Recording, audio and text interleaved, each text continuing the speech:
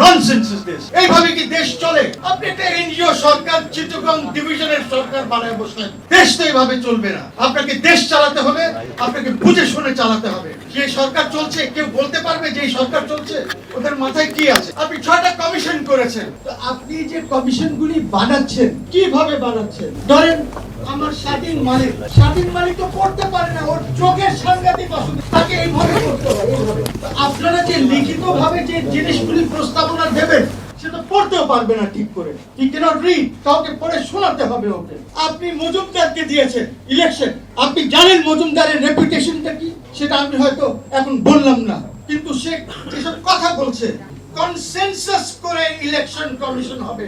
এই দেশে কোনো কনসেনসাস কি হবে? নামের উপরে কনসেনসাস করতে পারবেন আপনি রাজনৈতিক দলগুলোর মধ্যে? কি হচ্ছে? সরকারিভাবে চলতে পারে না, কোনোভাবে চলতে পারে না। এই সরকার ইজ নট ফাংশনিং। আমলারা ঘুষাঘুষি করে, আমলারা পাবলিক অ্যাডমিনিস্ট্রেশনের মিনিস্ট্রির থেকে যে স্ট্রং রুম আছে সেখান থেকে ফাইলস নিয়ে গেছে। আজকে সেকশন অফিসার, 2 দিন পর ডেপুটি সেক্রেটারি, তারপর জয়েন্ট সেক্রেটারি, নিজের এই প্রমোশন দিয়ে চলছে। পারবেন না যেভাবে দেশ চলছে। আপনি এই সংবিধানের উপরে আপনি শপথ নিয়েছেন সংবিধান ডিফেন্ড করবেন। আপনার সাথের ক কি হবে, সাথের খ কি হবে, এগুলি কি হবে? আপনাকে শপথ নেওয়া উচিত ছিল একটি রেভলিউশনের উপরে, বিপ্লবের উপরে। কিভাবে নিতেন?